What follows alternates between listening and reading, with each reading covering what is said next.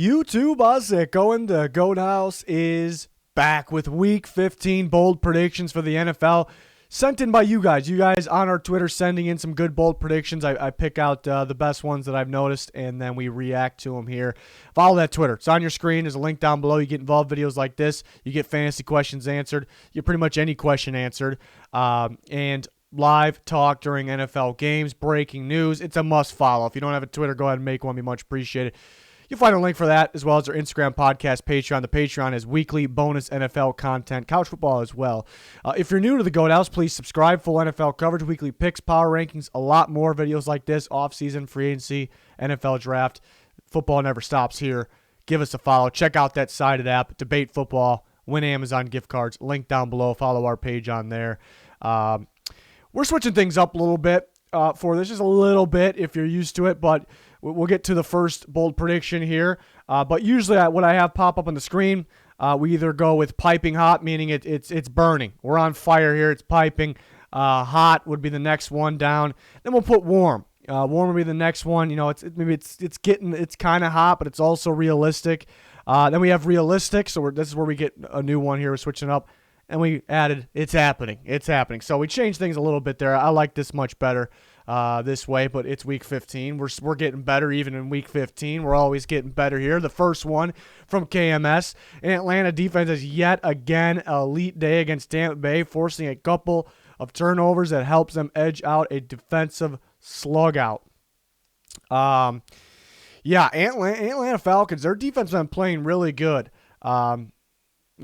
Offense been letting them down a little bit. Tom Brady and company, they've been a little disappointing over there.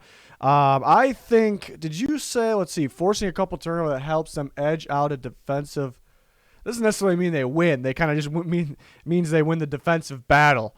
I think this is pretty realistic. If you meant that they win, then maybe we bump it up to warm if they do this and win. But I think they can win both two good defenses. I can see the Falcons really outplaying the Buccaneers, getting those turnovers, having that great defensive performance again, but still losing the game because I don't really trust their offense. It's two teams that I trust their defense. It's kind of odd for the Falcons' sake. Not expected, I guess, at this point of the year, but it is the case. But I trust in two offenses that are a little disappointing, but I trust the Buccaneers a little more. I could see Atlanta having that extra more turnovers created maybe than Tampa Bay. But I could see Tampa Bay, maybe putting their offense in position to score easier, maybe taking one back, an interception, a fumble, something like that.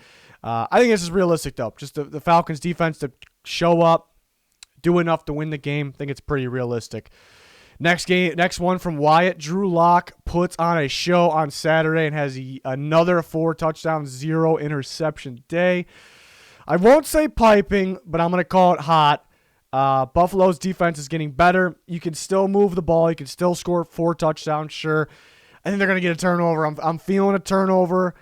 Drew Lock's kind of due. I mean, I don't know if he's really due. He threw two interceptions against the Chiefs 2 weeks ago.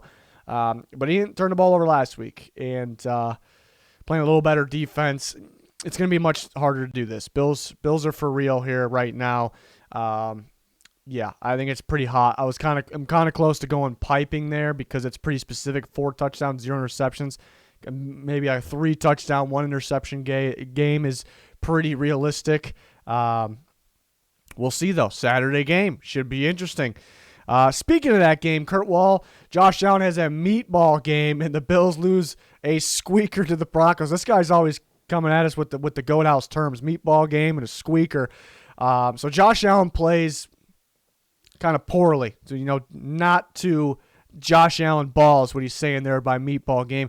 And the Bills losing a tight game there against the Broncos. Hot or warm? I'm going to go hot. That's tough. I just don't think it happens. That's kind of why I'm going hot, but I do think it's possible at the same time. That's why I'm almost going warm. Josh Allen's due. He's due for a meatball game. And a meatball game doesn't have to be for Josh Allen meatball game. A Drew Lock meatball game and a Josh Allen meatball game. I mean, I think they're two totally different things there.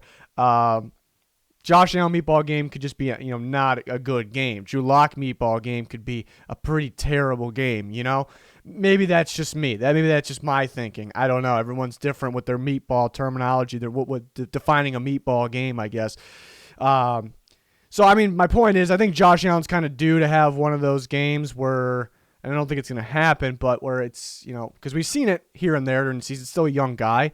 And the Bills, if that happens, the Bills could lose a squeaker to the Broncos. I think the first part is more realistic than the second part, because I think I can see Josh Allen have a meatball game and them still winning. So specifically, two things need to happen. I do think it's pretty hot, but I do think it's possible. It's not like it's out there or anything, because Josh Allen could be a little disappointing. It's possible. It could happen. It's probably going to happen at least one more time the rest of the season. You might as well get the meatball game out of the way now than in the playoffs. You don't want that showing up in an AFC Championship game or whatever it may be, So that's interesting to think about.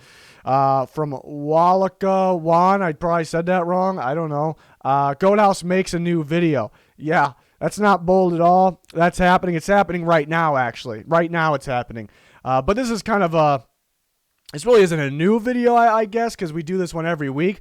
But there will be a new type of video at any time. We're already working on some off-season things that could be out, later this week, next week. Still working on some things. We got mock drafts here and there. There's always a new video. So, yeah, that's definitely happening there. No doubt about it. Charlie, the football team, gets 5 sacks against Russell Wilson and upsets in a low-scoring game. It's a squeaker. Well, he's got a 4-point game. Squeaker's usually a 3, so it's good that he didn't use squeaker because, that's usually 3 points or less. So, smart guy there. 5 sacks against Russell Wilson. So they got a win as well. This is pretty specific. Let's stick with, I like the first part here. 5 sacks against Russell Wilson. I think this is just I'm not going to say it's happening, but it's a step above. I don't know. Underneath. The realistic. The way I have them ordered is backwards here. When I click them to make them pop up. This is actually above it's happening, but I think we would categorize it underneath. Just underneath it's happening. I'm just rambling about random stuff now. I think it's realistic. Russell Wilson hasn't really been getting the best protection from his offensive line. I mean, no shocker there. But he's been responsible for some sacks. He's been taking some bad sacks, stepping in some sacks, holding on the ball way too long, whether it's in the pocket or outside the pocket. Washington, they get sacks. That's a good pass rush right there. It's getting better. Montez Sweat, Chase Young, these guys are getting better. Deron Payne, all these guys, they're getting better. The defense in general, first year under Ron Rivera, they're getting better. So I think it's realistic 5 sacks. But if you combine that, low scoring is very realistic. It's probably happening.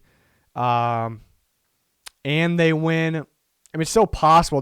It sounds like now they're going to be without Alex Smith. 5 sacks, and they win. Yeah, I'll call it warm still, because if they get 5 sacks, that might be because if they win, it might be because of the 5 sacks. I almost said that backwards, so we'll call that warm if we're combining it. We're getting pretty specific here, but I like it.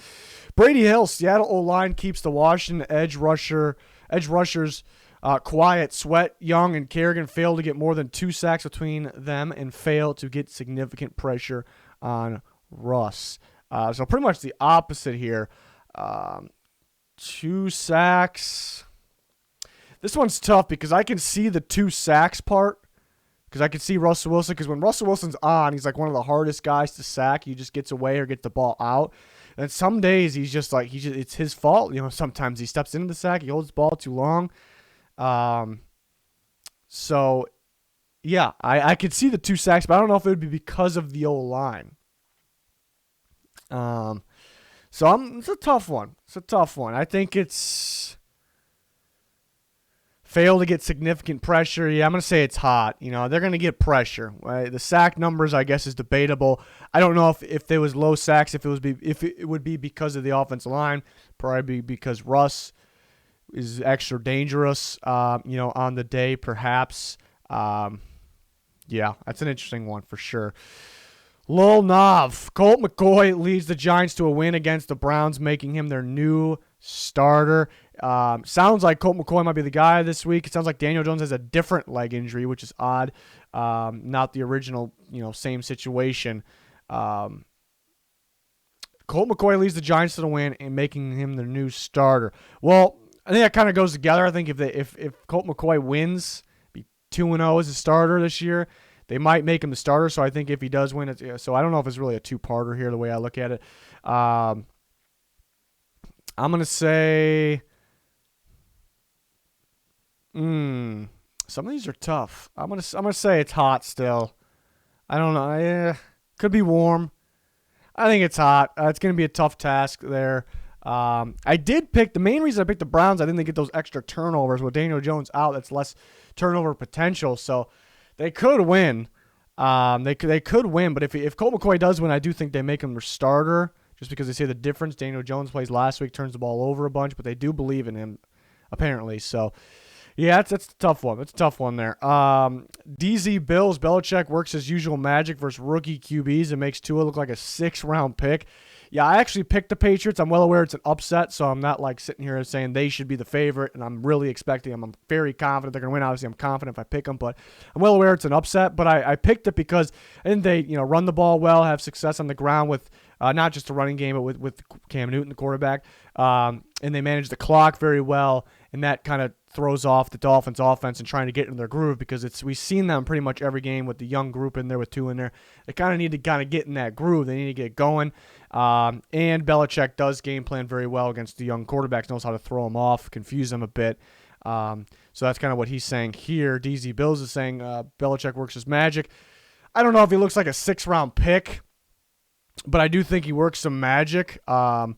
I'm gonna say it's realistic. 6th-round pick might be a little much there. I think better than that, but I think it's realistic. I get the point. It's the same point that I was kind of making, that it's going to be a tougher task for Tua. He makes him look not as good as he is or where his potential is.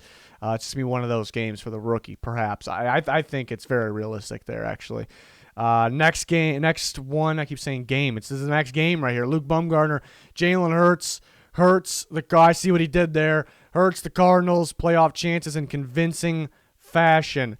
Pretty much the opposite of a squeaker. A pretty healthy win there. Really good game for Jalen Hurts, and the Eagles take care of business against the Cardinals. Yeah, it's a tough one too. I picked the Eagles to win. It's a 50-50 game. They're the underdog, so I'm aware that's an upset. I think it's going to be. I'm gonna call it. I'll call it warm. I think it's possible. I think Hurts could be a problem. There's a game plan problem for the Cardinals going against the Eagles. I think they rushed the passer so well last week, and it was so effective. They got to be thinking: do we stop dropping those guys back in coverage? Rush them more often like we did this last week. Do we just focus on rushing the passer? Do we sit back and try to spy Jalen Hurts or worry about him getting outside the pocket, and then he has the option to run or throw on the run? Sometimes you want a guy to drop back there instead of just rushing the outside, or the edge, I should say. So there's just so much to think about. Do we do what's working? Do we try to specifically go for Hurts? What about Miles Sanders? Is he going to get going inside? There's just so much to think about, where that was a part of the reason I took the Eagles, and that if that all goes like that, Hurts going to have a pretty big game, and it's going to be a tough one for the Cardinals, because we've seen them, not last week, but the last couple of weeks, they've looked kind of on the bad side, at times, given their expectations. I guess they're not a bad team really ever. So I do think I picked the Eagles. I'm confident that it'll be close, whether it goes Eagles or Cardinals. I think it's unlikely that they'll beat them in convincing fashion, but I do think it's realistic there because of those game plan factors. We're going to see, though. I'm excited for that game. Playoff implications on that one. From Matt, only 3 or less missed kicks this week. You're out of your damn mind. These kickers stink. There's going to be that many missed in the Vikings game. The Vikings are going to miss 3. Come on, Dan Bailey's going to be the guy again this week. He's going to miss some below the game against the Bears.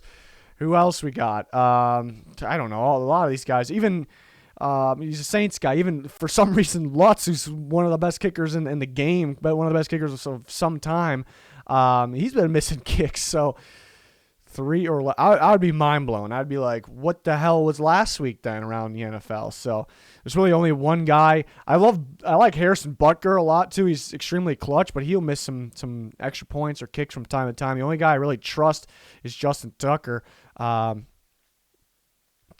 Gostowski, he was a mess earlier in the year. He's actually been hitting recently. He's actually better in the longer ones than the shorter ones.